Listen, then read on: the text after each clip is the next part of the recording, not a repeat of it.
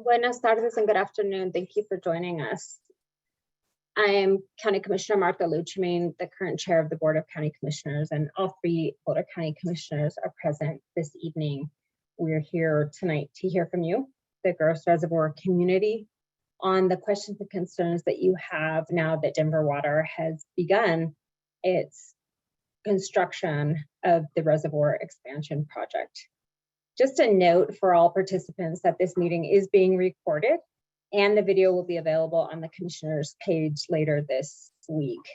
That website is bouldercounty.org is the main website. And I believe we're going to move to the agenda slide. Tonight's meeting will center around a portion of the $12.5 million settlement, the one portion that's the $5 million fund from Denver Water that Boulder County will be able to distribute directly to Gross Reservoir residents to address the impacts from this project. As we get started, my fellow county commissioners, Claire Levy and Matt Jones, and I will each say a few words, followed by brief presentations from the county attorney's office, as well as Pinion Environmental Consulting. And following the presentations, we will take live questions and comments from you, our participants.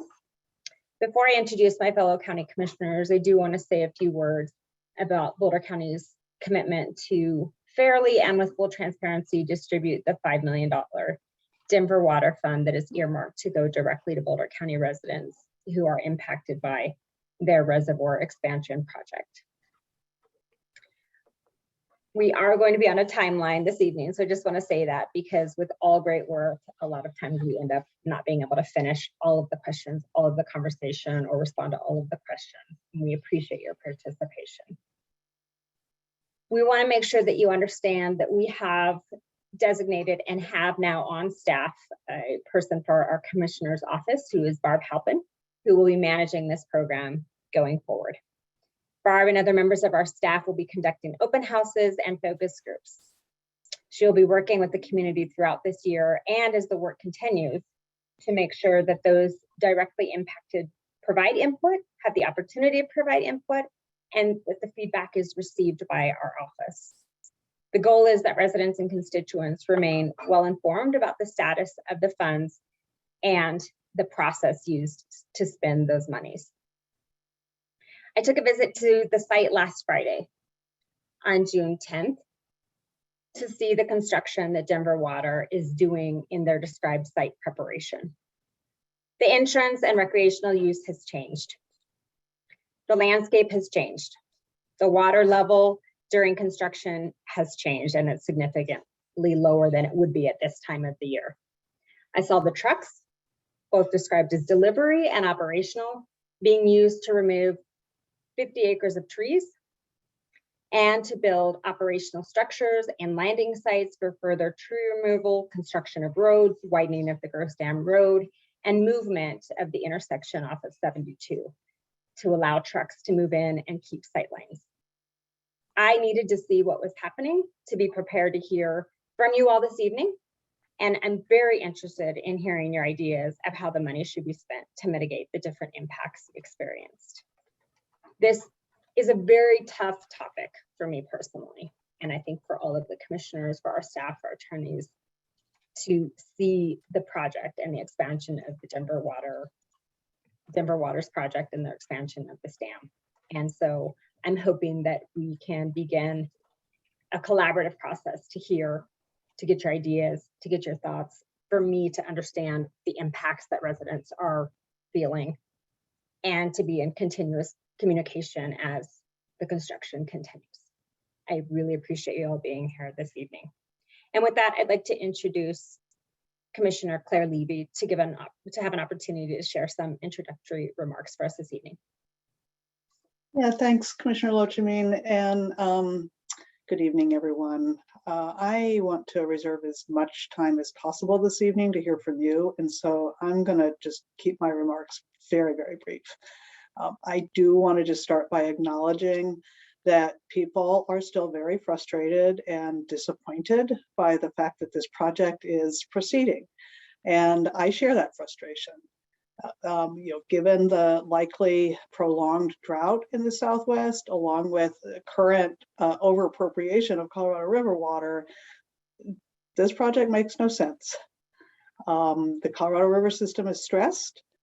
It's a bad idea to take more water from the western slope and pipe it under the divide to fuel more growth in the Front Range. And as we all know, climate change is exacerbating the risk to the Colorado River. And so what we really need to do is double down on water conservation so that we live within the existing water that we have. It is and has always been my strong belief that projects of this scale are simply obsolete. They represent late 20th century planning when we should be thinking about the late 21st century and beyond. But I've said that before. And my views can't make this project go away. And that's not what we're here to talk about this evening. As Commissioner Lochamin has said, tonight we want to hear from you about how the Gross Reservoir expansion project is impacting community residents and what you'd like for us to know to help us distribute as fairly as possible the money from the Denver Water lawsuit settlement. We do intend to disperse all $5 million of the community settlement funds to area residents. So we will be paying for the consultant and the administrative costs from other county funds that we have available. We are seeking to use the analysis and the results from the consultant study to help inform us on how to fairly and as equitably as possible divide up that $5 million so that to go directly to Gross Reservoir residents. We probably won't have time to get into the specifics tonight of how Boulder County will use the analysis from the consultant to determine how to disperse the money. We engaged the consultant so that we would have some objective data available as we devise what we hope is a fair and equitable method to distribute the funds. I just want to say in closing that as did Commissioner Lochamin, I will be visiting the site as well as soon as that can be arranged. I have been out of town for an extended period of time and wasn't able to get that scheduled before this meeting, but I look forward to seeing what's been going on up there. And now I look forward to hearing from you. And it's my pleasure to introduce Commissioner Matt Jones to you for his opening remarks before we proceed with our program. Thank you, Commissioner Levy. First, I want to acknowledge that this meeting has been a long time in coming, and I wish it had happened sooner. We at the county had a lot going on, but that doesn't make people feel any better, I'm sure. And I so agree with what Claire just said. Why we're here just does not make any sense to me, given the drought we're in, the overappropriation of the Colorado River, the scale of a project like this and its destruction doesn't make any sense. But we are where we are, unfortunately. And it's, for me, and I've been in elected office, 16 years now, and this is one of the hardest decisions I ever had to make. But we are where we are. So I'm going to ask you to focus on working on the current problems, and that is the things that you're experiencing: the light, the noise, the truck traffic dust, all those kinds of things, and figuring out how to disperse this money in the most fair way we can. Well, it sounds like a lot of money. It's not going to be enough for everything, but we want to find the fairest and best way to disperse it to help you out to the degree we can. And finally, I also will be visiting the site. I haven't had an opportunity yet. I live in Louisville, and our house had its insulation replaced today. Fortunately, we have a house. But in any case, I need to get up there and see it. So anyway, we're looking forward to hearing from you tonight. And so I'll turn it back to Commissioner Martin Lochamin. Thank you. I am, at this time, we're going to get into our presentations, and I have the pleasure of introducing our Deputy County Attorney, David Hughes, who worked on the Denver Water lawsuit and settlement agreement on behalf of the county. And David, we appreciate you being here today and the sharing of your presentation. Thank you, Commissioner. I'm here to give a brief background on how the settlement agreement between Boulder County and Denver Water arose. From the beginning of Denver Water's Gross Dam expansion efforts, the county pushed for Denver Water to come through our land use review process, known as the 1041 process. Denver Water first sought to avoid that process through state court litigation, but the county won that litigation. Denver Water finally submitted a 1041 application in September of 2020. The county staff worked hard to process that application, but Denver Water short-circuited that process by filing its federal lawsuit in July. Denver Water raised an argument known as federal preemption, which basically says that in certain circumstances, if the federal government is in charge of something, state and local governments do not have a say. And Denver Water had threatened the county behind the scenes with this argument from the beginning, but for whatever reason, waited until 2021 to publicly raise the argument and file a lawsuit. Now, unfortunately, under the federal preemption doctrine, a local government like the county can't stop a federally approved project like Gross Reservoir. After Denver Water filed its application, the county filed its lawsuit. The county had the choice of trying to get as much mitigation as it possibly could for its residents, or risk ending up with absolutely nothing, no mitigation measures. So we ended up in lengthy, hard-fought negotiations with Denver Water. At the end of the process, we felt we got everything that we could possibly get from Denver Water through the settlement process. The settlement requires Denver Water to pay more than $12.5 million to mitigate the impacts of the project. And we can go to the next slide. It includes a $5 million fund for the residents, and also includes other aspects that Denver Water is required to pay. This includes land for acquisition of parks and open space property to mitigate the loss of valuable natural resource lands, restoration of the St. Vrain, a biochar pilot project, and a carbon offset funds. All of these are aimed at mitigating the impacts of the project. But as I understand, the focus for today is the $5 million resident fund. And next on the agenda will be opinion environmental consultant Caitlin Mazeros, who can talk about the work we've done towards determining the best way to distribute those funds. Great, thank you, David. My name is Barb Halpin. I'll jump in here. I'm going to introduce Caitlin. As Marta mentioned, I am the County Commissioners project manager on this, and I will be keeping everybody in the loop and informed throughout the summer. We'll get to that later. Right now, I just want to introduce Caitlin. Caitlin Mazeros is with Pinion Environmental. She is part of the team that will be working on the air, dust, noise, and other impacts to the Gross Reservoir neighborhoods, the project for us. She's worked for 10 years in this field, has a lot of great projects already that she's taken on. And we look forward to her talking more about how they're going to conduct the study.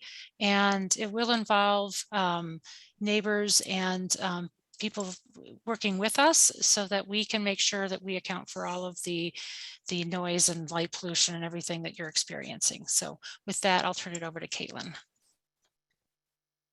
Thank you, Barb. So hi, everyone. I will be presenting today an overview, including the purpose and the goals of Pinion's work here with Boulder County on evaluating the Gross Reservoir Dam expansion project. Next slide, please.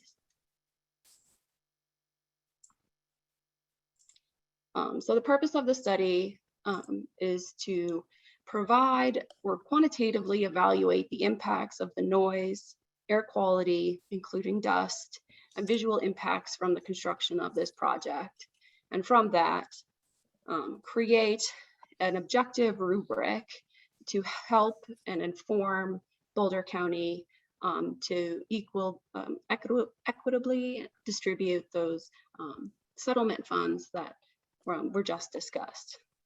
So the intended goals are to conduct air quality, visual, and noise analyses of the proposed construction impacts, create a score assessment by neighborhood and individual residences to assist Boulder County in distributing those funds, and then to provide Boulder County potential mitigation measures, again, by neighborhoods and individual residences to help lessen those impacts that we're seeing from our analysis.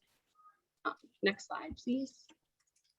So the first thing we're going to tackle, well, we're tackling these all concurrently, but first is noise.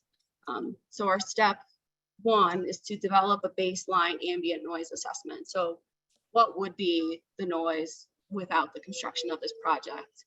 And right now, it is our understanding that the only day that they are not conducting construction is on Sundays. So we're coordinating that right now to get out there. And as we're doing that, we're going to identify the sensitive noise receptors, which is a fancy way of saying individual residences. And with that, we'll establish a construction impact threshold based on county noise ordinances or other applicable noise ordinances that we feel are appropriate, considering the topography of the area and the expected construction that is to take place. And with all of those combined, we'll conduct advanced noise modeling to predict potential construction noise levels at the individual sensitive noise receptors, residences. For air quality, we will also identify sensitive receptors, which will be the residences or neighborhoods. And we'll establish environmental and public health impact thresholds based on federal and state standards. And with those combined, we will conduct advanced air quality dispersion modeling to predict potential construction air quality impacts at the individual sensitive air quality receptors. Next slide, please. For visual impacts, on June 3rd, we went around with Boulder County and Denver Water to complete our site visit. It's on June 3rd. And we went to see the construction area and the public access areas near Gross Reservoir.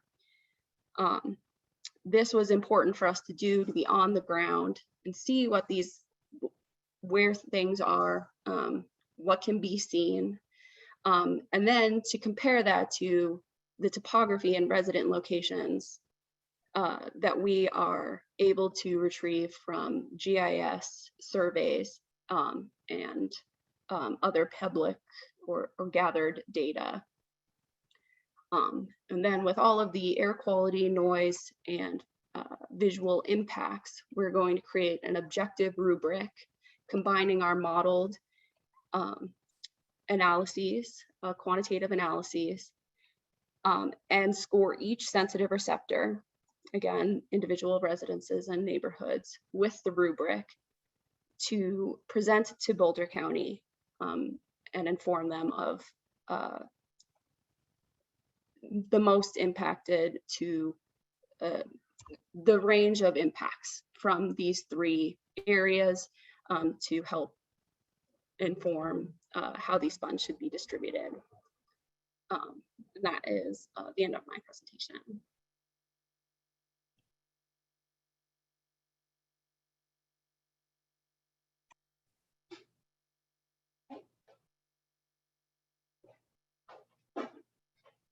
Okay. Thank you to both of our speakers for being here with us this evening. And it looks like we're going to move into our public comment section. We're running a little bit ahead of time, which is fantastic. So appreciate everybody trying to keep our comments short, because we do want to hear from residents. And I know there's some questions and answers. Looks like staff is responding to some of those as well. Just a reminder, we're going to try and get to folks in public comment and then also address the questions that were sent ahead of time. So we'll start with speakers who signed up in advance by the order that's shown in the chat. And if anybody would like to speak who did not sign up in advance, please use the raise your hand function on Zoom. And then you'll be moved to a panelist. Just a reminder that you have to accept that invitation when it does show up on your screen to be able to speak. And we'll get to additional speakers as time allows. So that's our plan here. Okay, thank you, Commissioner Lochamin. This is Barb again, but I am going to call off the speakers in the order that they signed up in advance. We will start with Jonathan Courtney, and he will be followed by Bonnie Sundance. One of my staff team here will be allowing Jonathan in as a speaker, and I just asked them to unmute and just begin speaking. And just to clarify really quick, Barb, my notes say we have a timekeeper, but do you have a time that folks are? 3 minutes. So sorry about that. Yes, all speakers will have 3 minutes to speak. Okay. Yeah, and I was supposed to jump in a second ago and say you can comment on anything you want, of course, but what we're really trying to find out is how to do the most equitable disbursement of the money tonight, and any comments to that issue are much appreciated. Thanks. Thanks, Matt. So I'm just understanding that Jonathan is on the phone, so we're going to have to work in the background to get him on. I believe that if he presses *6, He's there. He's available. This is me. Can you hear me? Yes, please go ahead. Thank you. Hi, this is John Courtney. As you know, we all here in Boulder County witnessed the tragedy that occurred in Louisville over just at the end of December with all the fire there. And of course, as with all the environmental changes we've been talking about, one of them is we're more fire prone than ever. I'm wondering if there's any consideration being done in terms of allocating the money to provide for better fire protection in the entire region, because they are moving heavy equipment. I imagine they'll be blasting and things like that with dynamite, which could be a fire risk. So there are things like providing, some of our mountain communities have a very limited egress and ingress routes. That's all often a concern. There's also the need in some of our rural areas for fire cisterns, where we don't have like fire hydrants already tapped into city water. So I'm wondering if there's any consideration is already being given toward providing measures for better fire protection.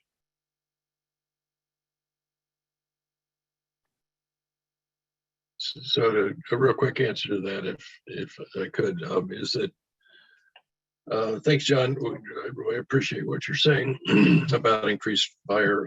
We're certainly experiencing around here a lot. There's nothing in this mitigation fund for that. The county separately from that does work on fire mitigation work through Wildfire Partners, through the Parks and Open Space Department, Sheriff's Response and mitigation. So we do that kind of work. And if you have ideas, we're more than welcome to give them to us as ways to improve safety for people. Yeah, we have a local 501c3 for fire protection in our area, and we're coordinating with others. We do have some specific suggestions which we can pass to you.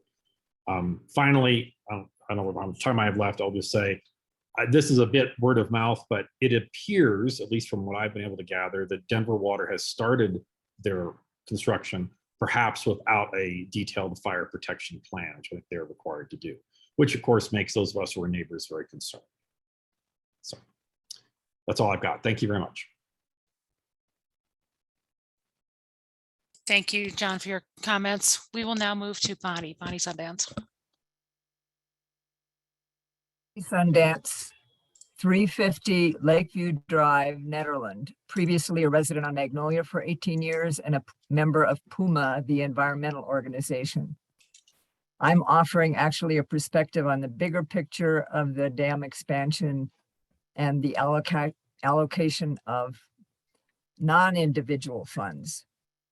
And I realize it's a bit outside of what you've asked for, but it's important for me to share.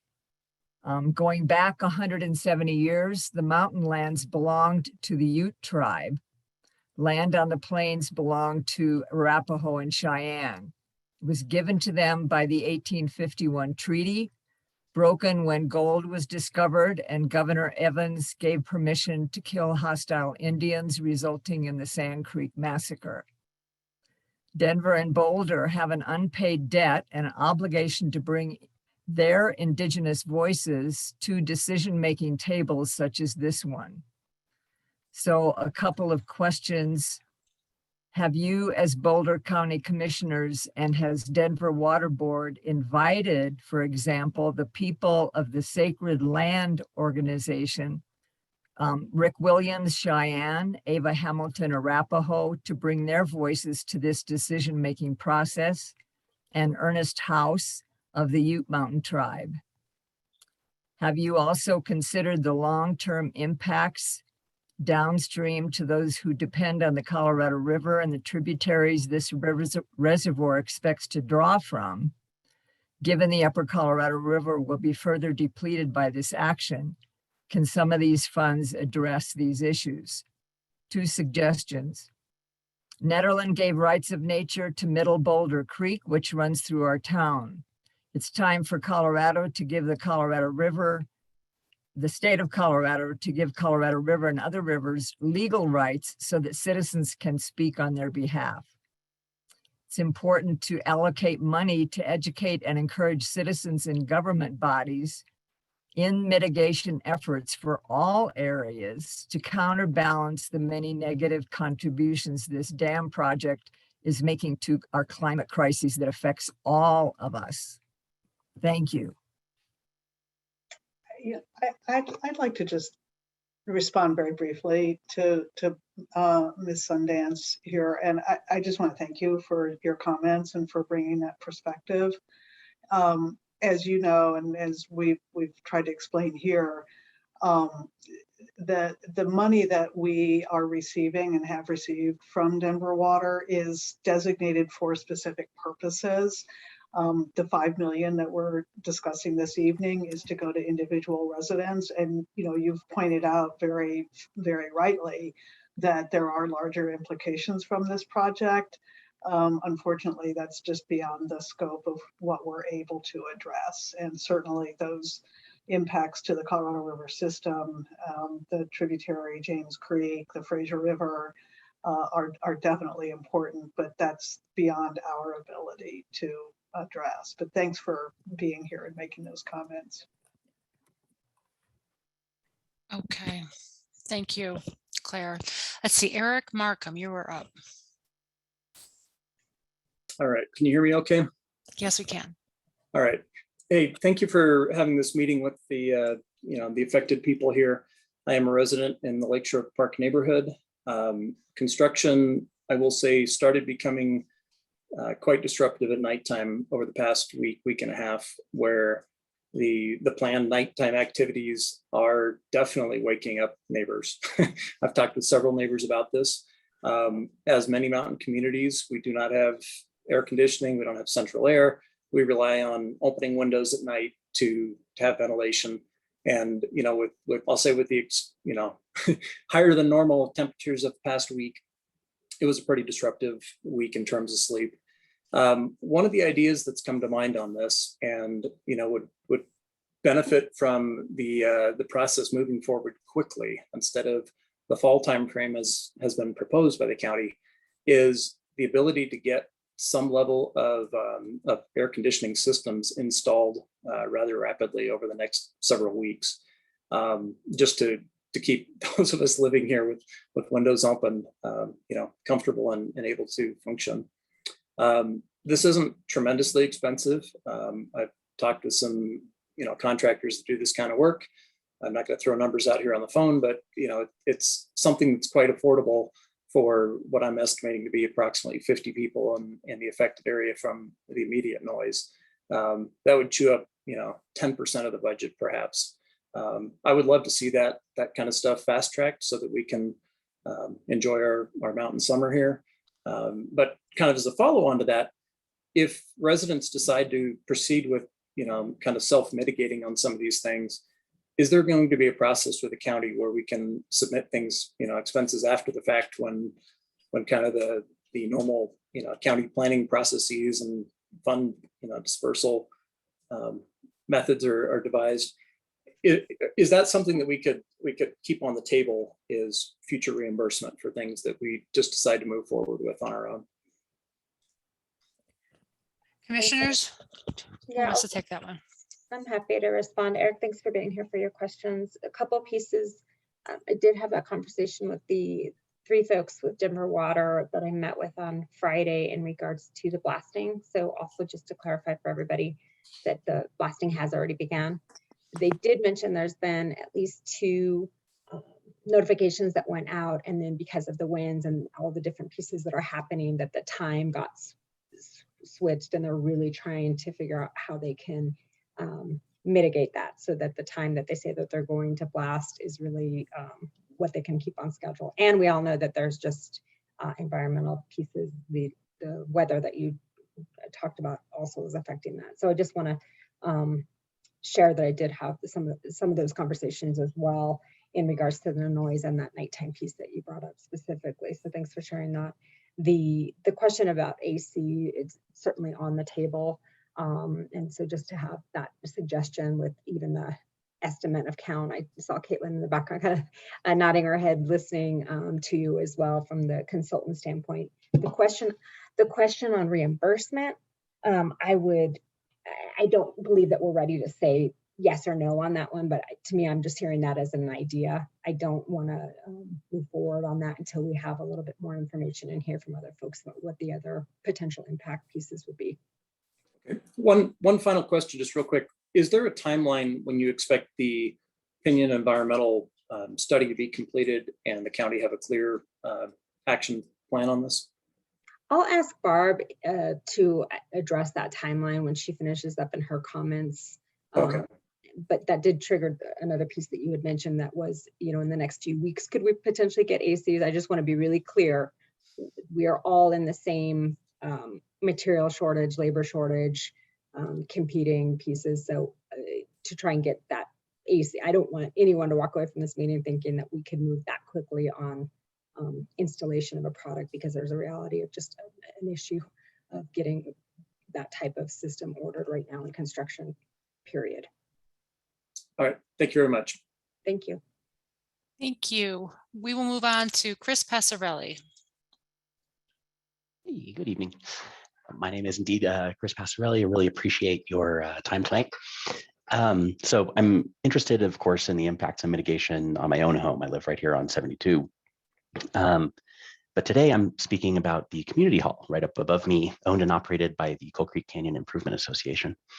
So the hall is located right at the intersection of Gross Dam Road and Highway 72, right where that new expanded intersection is going to be installed later this year to accommodate the heavy truck traffic. And so I'm the president of our local 501c3 that runs the hall there. And we've been providing community services and events for 75 years. In addition to hosting scholarship events and holiday festivities, the hall is also one of the only indoor public spaces in our area here. We host events like Cub Scouts, churches, community groups, and also important life events like weddings, funerals, and graduation parties.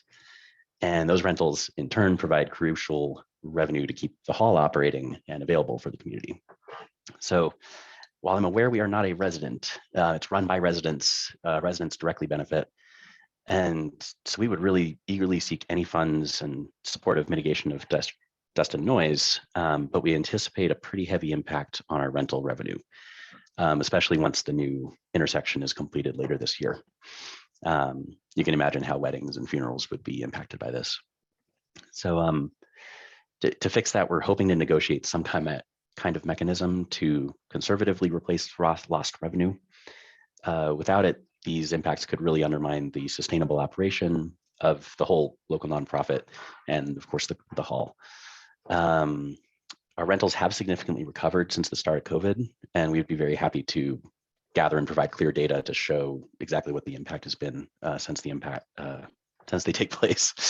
So we'd really like to find a way to keep this going, keep our organization rolling and offering these public services. And we'd be very happy to navigate with you guys exactly what the best way to do that is. So I just wanted to hear if, first, we're not a resident, are we even eligible? And then we'd love to open that discussion for keeping these community services alive. So thank you. Thank you, Chris. Chris, which of the commissioners would like to address these comments? Oh, go ahead. Either one. Chris, thanks for being here. That is an interesting piece. I'm just going to take a note, and we all will, that residents versus businesses and our commercial or home businesses. So we will note that and do some research and respond to everybody together about that. So thanks for bringing that up. Be curious too if nonprofits would be any different than commercial businesses. So. Great, thank you. Thank you. And I just wanted to say, as a staff member, I'm keeping copious notes, and we'll also be going back and watching the presentation so that we can make sure all of these are captured going forward. Next up, we have Robert Kayla, followed by David Sweetler. Hi, thanks for your time this evening. And I just wanted to reiterate the point of 2 callers ago with respect to some rapid movement as much as possible, and not necessarily the county being involved with installation, but we do need to do something with not being able to keep our windows open anymore because of the light penetrating and the noise up in those canyons. 2 miles is nothing for noise to travel. So 3 miles. So it's really disruptive.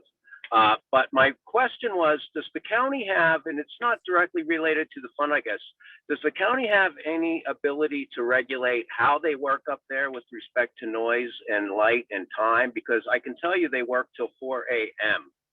almost every night. You know, I can jump in on that, and you know, thanks for going back to that previous comment. I think, as Commissioner Lochamin indicated, you know, we'll be looking at that and look at whether you know, we can distribute some funds more quickly. We do want to be sure that we're really taking into account everybody's needs, and that the funds can be distributed fairly. And so that's one reason I think we don't want to make any immediate decisions that may affect other impacts that come along. And some of those impacts won't be until much later in the process. But to the second part of your question, which is what I was all ready to jump in on, and now it has just totally escaped my mind. Say 2 words about what it was. Regulation with respect to their working. Right. How they Thank work. you. Yeah. Thanks. Boy, can't believe I've lost that so quickly. I understand. And that's exactly what the problem is. We don't have that power. So that's what the whole preemption issue was about. The Army Corps of Engineers issued a permit. We argued, and we would have, the commissioners, all 3 of us would have said, look, it's not the Army Corps' mission to protect residents, to protect that local area. That's why we're here. And that argument simply did not carry the day. So yeah, we can't control how they do their work. Okay. Well, that's too bad. And yeah, but mitigating the noise and light, if you live in direct view of the project, it's really quite annoying, I got to tell you, because we look right down on it and it's disturbing us. And it's been so, I'd say, for 3 weeks to a month already, since the beginning of their construction. And anyway, I'll be in touch with you guys later via email. Thank you for the meeting. Thank you. David Sweedler, we're having a hard time identifying you as one of the members on here. If you're on the phone, can you dial or press *9? We can get you on that way. If not, let's go ahead and move to the next speaker, Richard Myers, followed by Eliza Zimmerman, and then we'll follow back up with David if he is in fact online. So we'll go ahead with Richard Myers. Thank you very much. My name is Richard Myers. I'm a retired police chief with over 40 years of service. I'm also a licensed amateur radio operator, and I volunteer with your county's Aries chapter for emergency communications. In my 4 prior attempts to communicate with this board over the last 3 years, I've not had a single commissioner ever respond. I've worked with a lot of elected bodies, and I've never seen an elected official ignore constituents like this. But scolding you is not my purpose tonight, and I apologize if my anger and frustration got the better of me. I love Boulder County, and many of your departments do deliver as promised. My concerns are the already broken promises made by Denver Water over the conduct of their contractors, as well as the allocation of the small pot of money that Denver Water included to get your acceptance of the project. Let me take them in that order. Denver Water is getting a few things right, but we all remember being told they would not aim lighting for the nighttime work directly at homes. Now, that center area where they've carved out an administration and maintenance area, they put up stadium lighting there nightly, and it's aimed right in our bedrooms. I understand they can't eliminate the noise of the heavy equipment, but why can't they change the angle of the lights?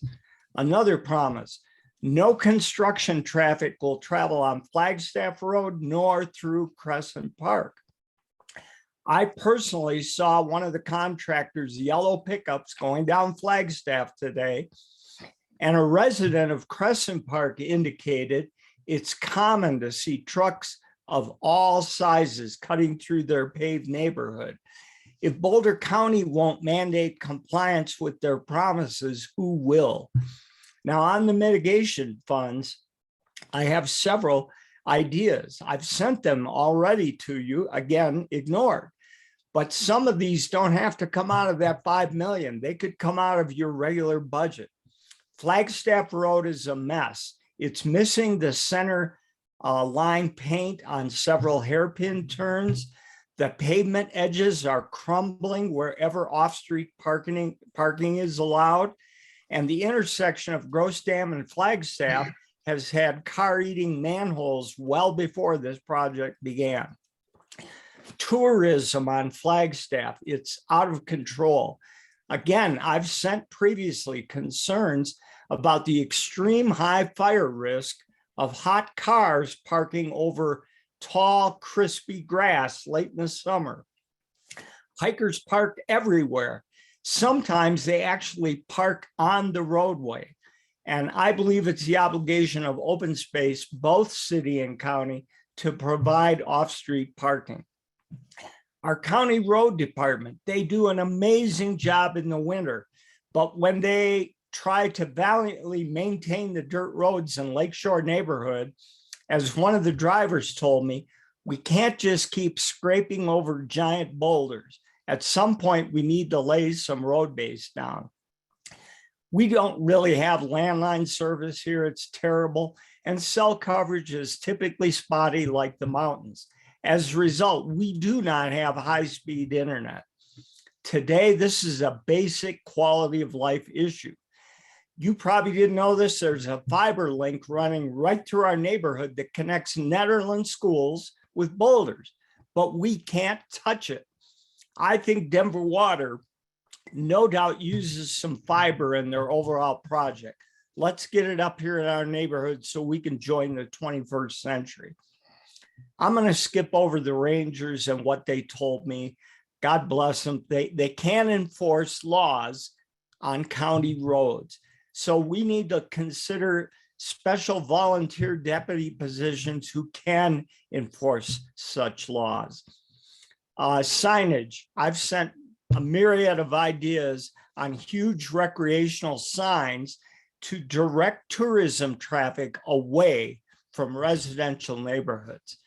I think that would fix a lot of the problem. And finally, the only supposed escape route for our neighborhood in the event of a fire is County Road 68J.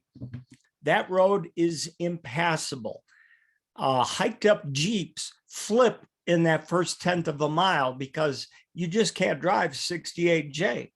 I called the road department once and they said, if we fixed every J road in the county, it would bust. So why don't you gate it off so we don't get all this traffic coming through the neighborhood? Again, if you want to see the list I already sent, let me know. Excuse me, Thanks. Thank you. Mr. Myers, thank you. I'm done. Okay, thank you. Moving on, let's see, there was some discussion in the background here that Eliza Zimmerman, is she on the and available to speak? I see your name, Eliza. Are you able to unmute and join us? Barb, really quick, I wanted to make sure that Oh, yes, go ahead. You have a chance to someone respond. could respond, and I noticed Matt took himself off of mute, so I don't want to interrupt if you had a. Well, I think the light, we've heard about the light concern, and we've asked Denver Water to improve that or fix that, and we'll continue to do that.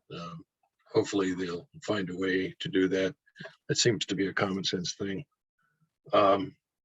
And the 5 million, as we've expressed, is to help residents with direct impacts from the project, and not necessarily down on Flagstaff or internet connectivity. And again, like I said earlier, the $5 million sounds like a lot, but I think once you start talking about people who are affected, it's not going to be a large amount of money. So we have to be pretty focused on how we can help people to meet the needs that the $5 million is meant for. Thank you, Matt. Okay, let's see.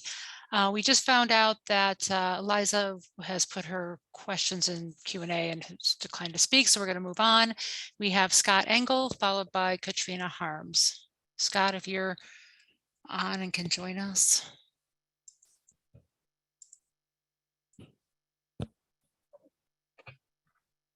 I can see Scott's name. Okay, I'm unmuted. Can you We hear can me? hear you now. Yep. Okay, yeah, a few things. The 5 million, that's for direct payment to residents and so forth. I'd like to hear what some suggestions are. I've heard air conditioning. If there's some suggestions, I'd like to hear them. Accepting 17 million for this size project was very disappointing, especially when a new judge was being given the case, but here we are. Do we have another meeting? One of my questions to discuss the 12.5 million. One thing I'd like to ask is that anything that we get, any pledges from Denver Water, that it be made in writing and be contractual and that they be held to it. They certainly can't be trusted. I'm very concerned about the fire danger that they cause by all the work they're doing up there. They've not been honest about the lighting. One potential solution that I think could mitigate the issue would be to have fixed lighting, which they have some in place, but enough that it's all downcast to illuminate the area in a minimal but efficient enough way that they don't need to have headlights on the loaders and scrapers that are flying up in the air willy-nilly all night long. Because I mean, it's a light show up here every night. It's a mess, and it doesn't need to be that way. It is overkill. Yeah, so I think there's no reason that like Richard was saying, that with all the work they're doing up here, that they couldn't improve the road. Yeah, make some kind of infrastructure commitment to the neighborhoods up here to make maybe the internet more accessible and so forth. And on the, just directly to the county, yeah, you guys need to maintain Flagstaff Road better. I mean, we're like second-class citizens up here and we pay a lot of taxes, so you guys used to sweep the road a lot more than you do anymore. That's about all I have to say for now. Thank you. Thank you, Scott. Anyone who would like to respond to Scott? Marta? I'm Commissioner happy to Loachman? jump in. Sure, yeah, thank you. Thank you, Scott. A couple different pieces, and I want to just touch on the previous comment in regards to, which is connected here on the Flagstaff and Crescent. I did have that conversation with the team I met with on Friday as well, because I saw trucks happening in different places. I will tell you, I drove up to Gross Reservoir on Flagstaff, so I hear you on those pin turns and painting and things like that. What I have been told is that the actual construction trucks delivery and operation are not driving up Flagstaff, but some of the workers may.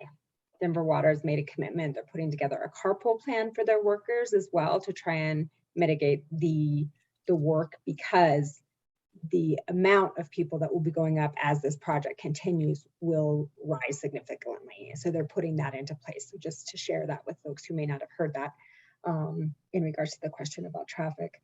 The road, they've made a commitment to put the roads back to the pre-construction condition, but that will be a long time.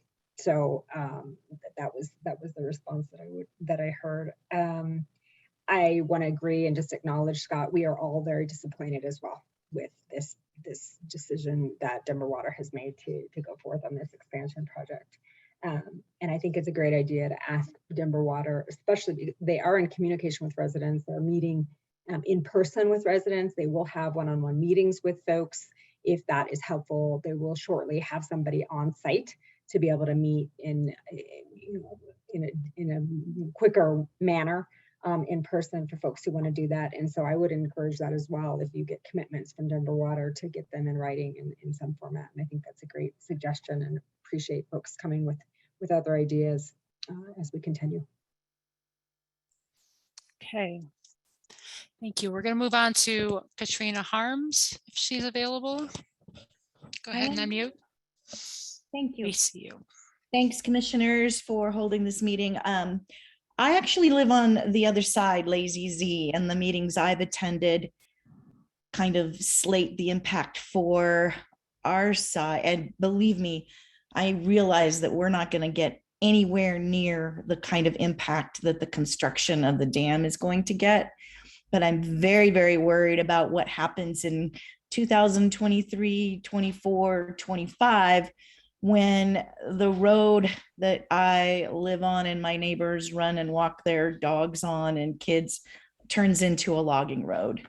And just with already hearing what Denver Water has done and not done and promised and not done, I worry that the 10 trucks in the morning and 10 trucks out at night won't be what we see, and that $5 million will be completely gone. And again, believe me, 10 trucks in and 10 trucks out is not lights and construction noise all day long, but I'm just really not looking forward to kind of the future of this project. Thank you very much. And I hope you keep having these meetings and advocating for our communities, because I think it's really important. Thank you.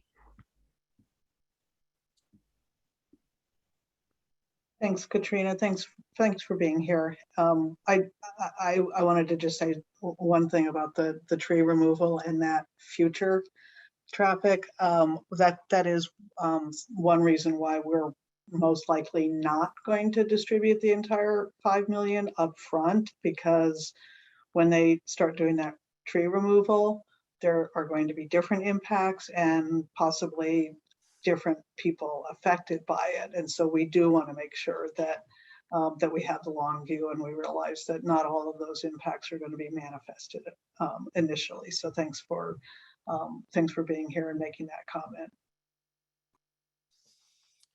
Okay, thank you, Commissioner Levy. We have Edward Weigand, followed by, I think we have one more, but let's start with Edward. Hello, Edward Wiegand is my name. Weekend. I live on Lakeshore Drive, AKA 68J. I am basically part of the Lakeshore Park subdivision. Well, not technically, but as a member and a neighbor I am. And I've been here for 45 years. I've seen a lot of changes in the area, mostly bad ones, but this dam is definitely the worst. With respect to distributing money for neighbors of the Gross Dam project, I suggest that you use some kind of a system of proximity and line of sight. In my case, I can't see the light problems, but I can definitely hear the noise problems. I'm really not that far away as a crow flies, but I've got a situation where I cannot physically see the dam and I can't physically see the area that they've cut up and built a city on the other side, on the south side. With respect to noise studies, please don't do what you fell for when Denver International Airport was being studied and allowing the system that the FAA uses, which is a 24-hour noise averaging system. That doesn't work in the mountains. People are used to the quiet, the chirping of the birds, the rustling of the leaves when the wind blows, and these are unnatural sounds. Jackhammers, backup beepers on vehicles. I can hear all that stuff from my house. I can't see any of it. It's miles from me, but I can hear all of it. The 24-hour averaging system doesn't work. Just using decibel level scales doesn't work to the human ear. It's not the same kind of noise.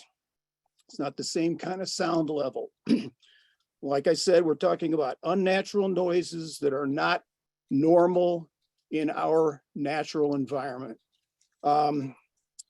So please take that into consideration. And then with respect to the suggestion to close 68J, I'm one of those unfortunate people that have 68J running through the middle of my property, and yet I pay taxes on the entire portion of my property. If you're going to do anything to change that road, whether you improve it, which I disagree with, that'll incur more regular traffic through here. It's already gone crazy since COVID started. And the levels of noise compared to 45 years ago is just ridiculous with the people driving through here. Don't improve the road and don't make any changes without consulting the actual people that the road goes through their land, please. And that's all I have to say. Thank you. Thank you, Edward. Who would like to follow up and respond? Sure, Commissioner Loachmead. I'm happy to respond. Yeah, thank you, Edward, for being here. These are great suggestions. So I know I heard Barb say she's writing them down. I think we're all taking notes here as well, just in regards to that piece of proximity. I'll just share when I was up there on Friday that the beeper, and we'd heard that in initial conversations, the different systems on those backup. There is some conversation about getting some of those trucks to change their routes so that they are doing more of a loop where they can. And this is one of those, for folks who are having these conversations, I would continue to ask that and also figure out how you can get that in writing from Denver Water directly. But that was a topic of conversation that I brought up. We've also heard about some technology. So if there's anybody that's either on the call or knows about that or knows somebody who might, Denver Water seemed open to having that conversation to learn about what options might be there in regards to any technology that could reduce that noise, but still allow them to meet the decibels that they're required to. And that's just the language that they shared with me. And then the other piece was just the reiteration of continue to go out to neighbors who are there on the roads before any improvements. And that's why we're here. So thank you so much for being here and sharing your Can I have a follow-up comment? Go ahead. The backup beepers are not just on the trucks, they're on all of the excavating equipment. So every time they move forward to move some dirt and back up to move it again, it goes beep, beep, beep, beep, beep. So, Yes. that's something that they do for a safety reason, but this is the type of noise I'm talking about. That's unnatural noises in the environment. Agreed. And when I was out over by I believe it's Walker Ranch, that's where some of the traffic stop was for just the letting cars go through that, and well, the major trucks going through, and there wasn't enough width in that section. I could still hear them there, but once I got up onto Gross Dam to get out and look at the 72 and the potential intersection, I could not hear anything between those two sections. So all of you are correct. There's different, depending on where you're at, you're going to hear, and the impacts are different. So again, really encourage you all to stay involved as Barb continues to do this outreach work, focus groups, and conversations. So thank you. Okay, thank you. We have one more speaker who's indicated they would like to speak. That's Leslie. Is it Farrow? Yeah, Leslie, are you? Yeah, my name's Roger Anderson. I'm Leslie's another 40 plus resident here. We actually. We're having a little trouble with your audio. Are you close enough to your speaker? I don't know. Is it better? Yes, better. Yes. Okay. So yeah, we're another 40 plus year resident here, and we live right on the North Shore. We have a direct view of the construction. Like Ed can hear it, but can't see it. We can see it and hear it. I'd like to give a thumbs up to what Rick said, and Katrina and Ed. Don't want to let those comments just, I'd like to second those. Katrina mentioned some of the ongoing things that might happen. There's probably other issues that we haven't even thought of that are going to arise. So one question is, what's the timeline for this process you're going through for allocating these funds? They mentioned tree removal. That one certainly comes to mind in a second, but there's probably others that are going to happen. So don't spend all the money and something comes up and, oh, we ran out of money, I guess, oh, well. So that's a huge thing to say. In terms of Ed's comment about the backup beeps, those are pretty similar to the warning signals they give for blasts. So that's not good. Let's see what else. Yeah, I guess my main point is there's more than likely going to be things that are going to come up that we haven't thought of yet. So what's your plan for spending this money? Have you said, well, we're going to spend X amount, or do you have a plan? That's my question. That's it. Matt, do you want to jump in? Yeah, I'll jump in. We don't have a specific plan. We wanted to hear from you for one. The plan we do have is having a consultant to provide us better information, better data to make decisions on. And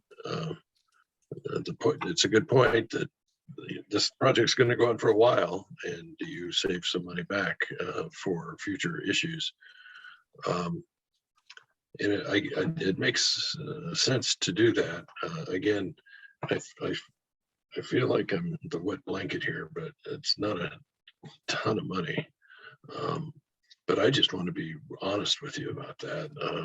And we're going to do our best. We know that these impacts are happening to you, and it's not a good place to be. So that's a short answer, but I appreciate you talking about how there may be needs in the future, which will impact what we do.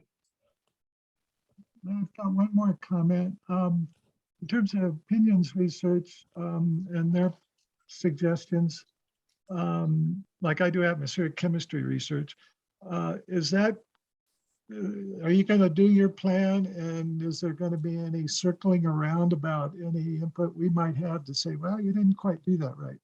Ed has mentioned the sound issues and how that wasn't quite done right for FAA stuff. I can imagine that there might be some of us that might have comments on your process. Are you going to provide for that and how you execute this? Well, we're going to keep checking in. I'm not surprised that you say that. This is Boulder County where, there are a lot of people who have scientific backgrounds and a lot of knowledge around things. I'm always amazed. But that will be public and people can see it and weigh in on it. We haven't figured out quite how that works, but at a minimum, having it posted online and then soliciting emails. Thank you. Okay, commissioners, we've gotten to the end of our speakers, folks that have raised their hands and indicated they want to speak. We have a few minutes before we go to sort of the last comments and how to contact us and what our next steps are. We've got a couple written questions that I could send up to you. A lot of the questions that have been answered, put into the Q&A have been answered on the call. One that we haven't really addressed is fire mitigation, given the risks of with Denver Water performing construction in a fire-prone area. Are any of the funds allocated to fire mitigation? Commissioner Jones, do you want to maybe jump on that one? As I said, the 5 million is for impacts to individual residents, and the county does other work around fire mitigation, wildfire partners. The Parks and Open Space has done work and plans to do work at Walker Ranch, for instance. And then the sheriff has the emergency response, and they also do forest mitigation when they're not responding. So we're doing that. But I thought it was a particularly good comment about, does Denver Water have a plan to minimize any risk from fire? I mean, that one gentleman brought up parking a vehicle on tall grass with a hot catalytic converter is a really bad idea. And so we can ask that of Denver Water about that, because we all know the situation we're in with that.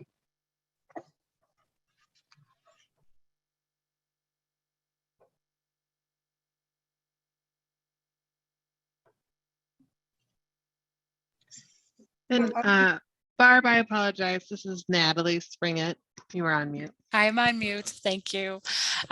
We've also gotten quite a few questions just about how the county will make funds available. What's the process? I know you've kind of covered that at various points, but maybe we can quickly summarize again how that 5 million, how the county is going to determine how that $5 million will be allocated. I was going to suggest, I have been trying to follow all the questions that have come in the Q&A. I know I'm not doing a good job of staying on top of all of them, but there have been a couple of questions about the entire amount, the 12.5 million. And just to be clear, and I think David reviewed this in the beginning, some of you may have joined late, but the $5 million that we're discussing here this evening is part of that 12.5 million. And we did have that slide that that showed how the other 7 million has been designated in the settlement agreement. And we'll be developing or we'll be hearing recommendations from our staff about the use of those other funds for other purposes. But the settlement agreement really just designated the 5 million for these impacts, and we're not able to borrow other funds to use for this purpose. So I did want to just address that one. There also was a comment from Jenny Curtis about TAG asking to meet with the commissioners, and we have communicated with TAG. We actually tried to schedule a meeting in early June, and that didn't seem to be the right time to do that. We are still interested in meeting, and we'll be working with your leadership to try to get that scheduled. But knowing that your membership doesn't cover everybody that's affected, we wanted to make sure we did this broader outreach meeting for the whole community. And then just the last one I'll mention right now that's in the chat, actually maybe two additional ones. One is just a question about the total number of residents that are eligible for these funds. And that's the purpose of the modeling, actually. We don't want to do it just based on on addresses or just based on drawing a line on a map, because as people have pointed out, sound travels in different ways in the mountains because of that topography. And that's why we engage Pinion Environmental to help us with that, so that we don't do it in a way that overlooks some of these impacts. And then lastly, on a couple of questions about methodology, that's what we'll be looking at. We'll take a recommendations from Pinion Environmental on how to do that. But I think there was a question more specifically about, will people request funds for specific purposes? Again, I don't want to foreclose anything here, but I think it's our hope not to get into that kind of situation where it's X amount of money for maybe new windows and some money for air conditioning. We don't want to do it that way, because we may not be able to distribute it fairly if we do it that way. So that's why we're looking for this modeling. As Caitlin indicated, they're going to come up with a scoring methodology. We'll take that recommendation very seriously and probably build from there. Perfect. Thank you so much, Commissioner Levy. We are at exactly 7:15 is when we decided that we would kind of close the public comment and Q&A. I'm going to turn it back over to Marta to kind of close us out. Or Marta, if you'd like me, I can go into next steps at this point. Actually, well, which one? I'm looking at the run a show. That's right. Why don't the three of you have an opportunity to continue to share? Thank you. Okay, thank you. Just so we try and keep each other all on track here. So thank you, everybody. Just a couple items in my notes here that I want to address in regards to questions as I close up here. One of the pieces I think is really important, and appreciate a few of the comments that are talking about the long-term construction, and that's really important too. And so I'm looking forward to having some more conversation with staff and the board as a whole once both Commissioner Levy and Commissioner Jones are able to go up and tour as well, because I think that'll give some other insight as well as these continued meetings about what the long-term impacts really may be as we move in from, not just the amount of workers and people that are going to be up in that area, but also what's potentially going to happen in regards to the different types of tree removal. There is some conversation about how could we potentially use that 24 tons of trees, whether it's wood pellets, whether it's biochar. And I would just encourage residents to continue on that conversation and putting pressure on Denver Water to really be as environmentally responsible in the midst of what they are doing, to get some movement, because the fact that costs have gone up and gas prices have gone up and inflation's gone up and products have gone up, we can't let that now change some of what was perceived as commitments of what was going to happen to be more environmentally responsible in the work. And it sounded like there was some real interest. The other one was just about the blasting, and they indicated some real interest in hearing other ideas outside of the 3 channels that they've been trying to develop to communicate with folks about that piece of the work that's being done. There was also discussion with Travis about, who's with Denver Water, about the reclamation plan that they have not completed. So there is still an opportunity for y'all to provide information to them and your thoughts about what that reclamation plan should be. So I want to share that because some of you asked questions about that. What's going to happen? What's going to happen with the roads? What might be paved? What might be left, in different ways as they're expanding and widening roads, etc. I also want to address Bonnie's question. As far as I know, BOCC has not invited sacred land organizations yet into this process, and we now have Barb Halpin who's on staff, and so I appreciated that comment. And we can certainly pass that question on to the Denver Water Board as well. I can't speak for them about how they've integrated their work with Native communities, the American Indian communities, Indigenous people in this process. So that's a great reminder.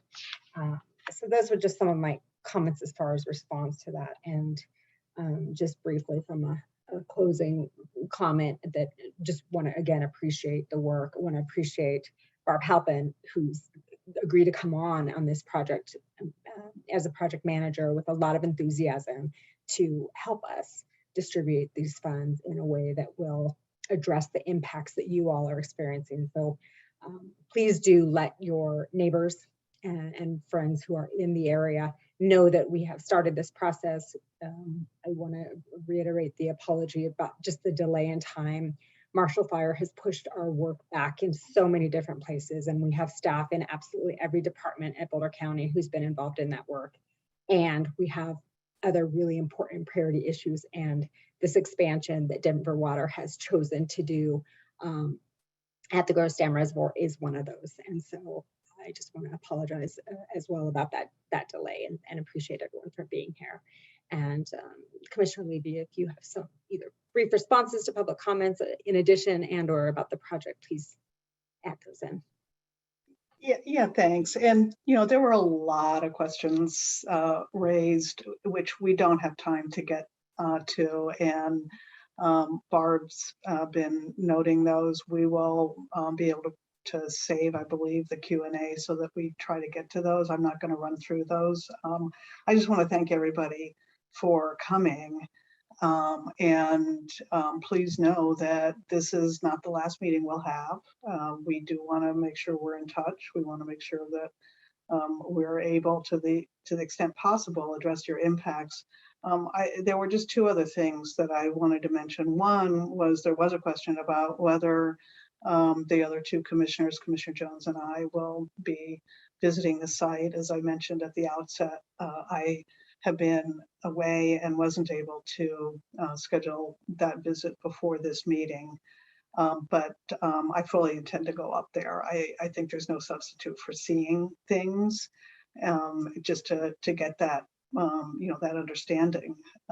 Numbers and analyses and maps and memos only go so far. You just have to see it. And what I've been told is that it's quite devastating. And so I'm expecting to see that, but I know I have to see it myself.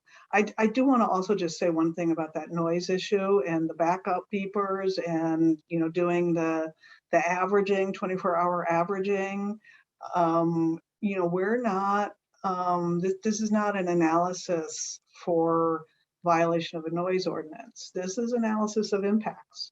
And so, we'll be able to define those criteria and define the way in which we want to consider those impacts, fortunately. So I agree with the speaker that was noting that this is a quiet, natural environment, and the experience of those piercing backup beepers is something that doesn't belong. And so the question isn't whether by some noise ordinance methodology over a 24-hour period they're exceeding some average. That's not the question we're asking. That's not the question we want the consultants to answer. The question we want them to answer is who is going to hear those noises and to what extent. And that's what we'll be considering when we try to allocate those funds. Because 24-hour average isn't what we're interested in. So I just want to thank again people for coming, for showing up in good faith, for providing a lot of really constructive input to us, and hope to see all of you in the future. So thanks. So I agree. Thanks for everybody for showing up and working on this and providing ideas for us. That's why you do public outreach, is just to learn and to look for good ideas to improve a project or a process. I have several quick things here. I appreciated people who are thinking about how you would define how noise impacts people, the 24-hour, where people are situated. Now's the time to get that kind of information into us, because the contractor is in the process of just getting going, and that really gets to their criteria and how they measure things. So if you have comments on that, now's the time to do it. And we heard from you tonight about some of that. The other thing is, and it's what's frustrating about this, is that we don't have power over Denver Water to speak of, and we can't ask them for to better their operation though. And I heard 3 things, and there's probably more. The light and how it's used as far as out instead of down. The fire prevention plan, that makes sense to me. I think Denver Water would want that just for a liability point of view. And then what do you do with the wood? How forest mitigation, that's one of the more difficult issues, is what do you do with the wood? And they're going to be hauling a lot of wood out. So we should be asking more about that and asking them to do a reuse to the degree they can. Finally, I will visit the site. I think I'll be very depressed, but I want to see with my own eyes what's going on. So I do understand it, like Claire just said, and feel it, because I know you are. And this isn't a place I wanted to be at all. I've fought big water projects and pushed water conservation since the late 80s, early 90s, and Two Forks, and helped push through the first law that made local governments plan water conservation back in 1990. But here we are, and I plan to do whatever I can to help out and to distribute this $5 million we do have as fairly as possible. So thanks for being engaged and letting us know how you feel so we can make better decisions. And thanks for your time this evening. And with that, I'd like to turn the conversation over to Barb Halpin so she can talk with all of us about next steps. Thank you, Commissioner Lochamin. Again, this is Barb Halpin, and I will be the staff contact for all of you to reach me. And the final slide, and we'll show you is how to get a hold of me. Next steps, the first thing we're going to do is we're going to post a recording of this meeting tonight. We're going to put it up on our YouTube channel, and I put that link in the chat for you to see. But if anybody you know missed out on it tonight live, please ask them to go to our YouTube channel and watch exactly what you all heard and saw today. Then we're going to write up the meeting questions and comments. I'm going to go back and listen to what everybody contributed and write those up. And if we have answers, we will post those with the questions by the end of this week. So again, just kind of starting a real library of the questions we're getting. We've already been reaching out and working with Denver Water on a lot of them. And then we will continue to do that. But moving into the summer and in the fall, I'll be working with the consultants. We'd like to continue this dialogue about, where the impacts are, how they're affecting you, when they're affecting you. I'll be holding open houses and virtual office hours, essentially to continue to take in the kinds of things that you've been mentioning tonight. It's really helpful to know, where your house is when you send us your comments. When we actually close out tonight's meeting, there'll be a quick survey, a poll for you to take and to respond to a few questions. I'd like to know, who might be want to be involved in a focus group, who might be able to really, take us out and show us, what you're experiencing. So I will be in the community. I'll certainly be available to respond. And again, if you could just hold tight, we will be communicating a lot more this summer and working closely with all of you. Our county website there is boco.org//Gross Reservoir. We will be keeping that updated with information as well. And I'll turn it back over to Commissioner Lochamin. Here's my contact information, which also is available on the website. Thank you all for joining us as we continue to work together to help disperse the Denver Water $5 million settlement fund and work to mitigate the impacts from their expansion project of the Gross Reservoir. We hope you have a great evening.